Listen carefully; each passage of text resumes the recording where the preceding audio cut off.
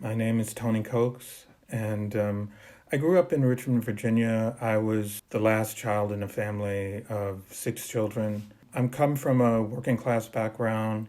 I was born in the middle, towards the, shading towards the end of the 1950s.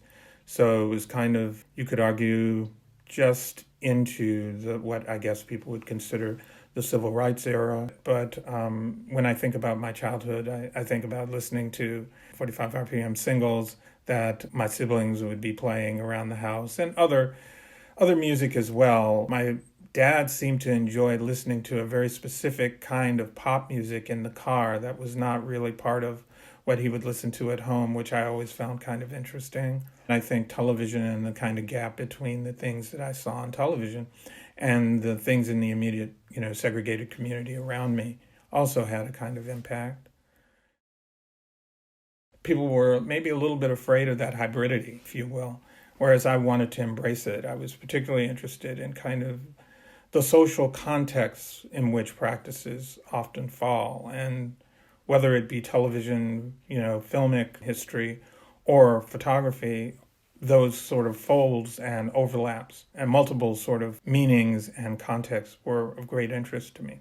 I think to some extent I was influenced maybe by an article I read in, I think, the early 2000s by Thomas Keenan, and I think it's called Mobilizing Shame. And he's kind of talking about complex things that seemed to happen during the Kosovo War with basically photographs of tragedy, atrocity, that it was almost seen not as kind of evidence of crimes, but almost as a kind of advertising, for a particular ideology. And that perpetrators of violence, say, had recognized that there will always be a gap between when the image is taken and when and how the image is circulated and the context in which it circulates. In the early 2000s, I asked myself whether it was really necessary to follow already circulated images with more images. And if there were going to be representations of, say, traumatic events, that maybe people could use their imaginations based on what they had already seen to begin to sort of think about what those resonances and what those meanings might be. So it's not like I would say no images for anyone. It's just that I kind of made a strategic choice. And I knew that there were certain risks involved, including risks of legibility. But it was something that I felt that, I didn't necessarily want to reproduce those images. I felt in Evil 27 that I wanted to, put an argument in place that I had seen elsewhere and to recirculate that argument, in a strictly art world or art discursive context, and actually make it, more public, more legible, if that's possible. I had read the original article by Our Literal Speed, and I think, for instance, I was particularly interested in, them notating that the civil rights movement kind of went in the same moment as the transition from radio to television, and what, the possibilities were, and maybe what the deficits were in that shift. One of them being, that having something, quote unquote, visualized fully in front of you leads you to believe that that's kind of already known and understood, when maybe it isn't.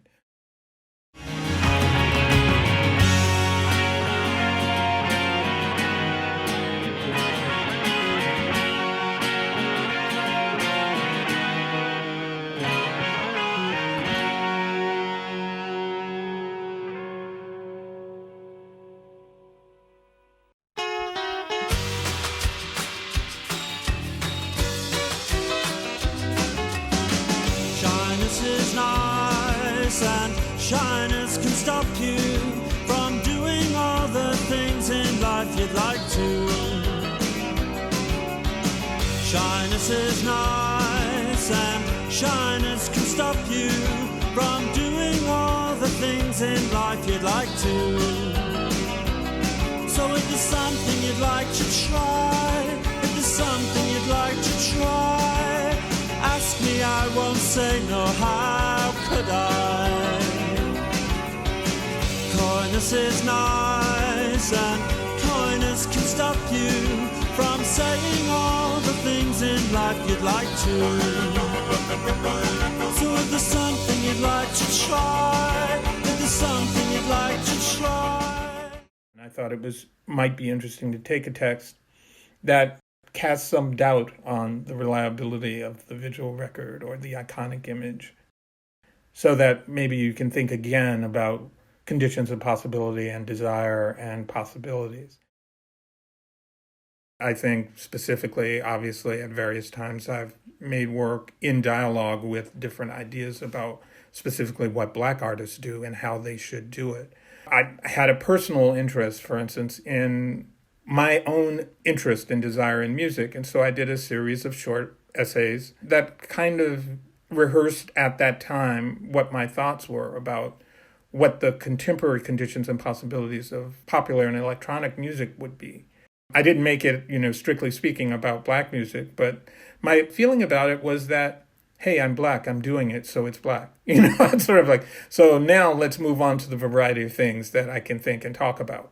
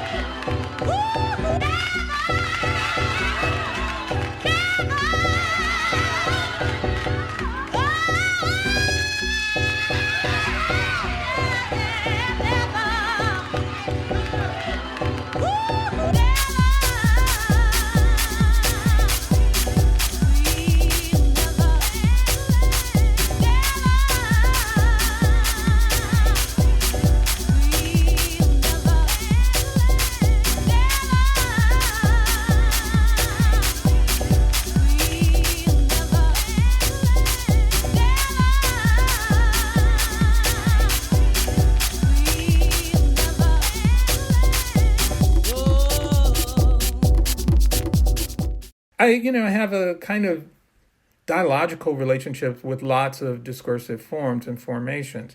And I think that may too, puzzle people. I would say that there's both a relationship to, say, structural film in certain a kind of narrow definition to the things I do, and obviously conceptual art.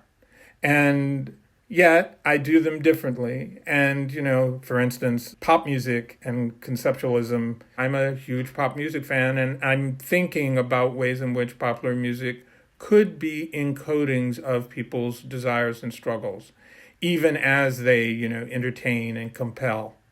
I kind of like the idea that, knowledge is possible not just in a kind of optical or readerly kind of way, but also at the level, of the body. It's not the same kind of discursive as words or pictures, but I do believe it is a discursive, and that people and practitioners and audiences construct complex relationships and meanings based on, audible material as opposed to other. And I kind of like the idea that, I think just on a practical level, and I've said this probably a number of times, on a practical level, the first thing that I commit to after I've gathered the material that I want to work with is the soundtrack. And I'm interested in exactly how the soundtrack will open up, question the other material.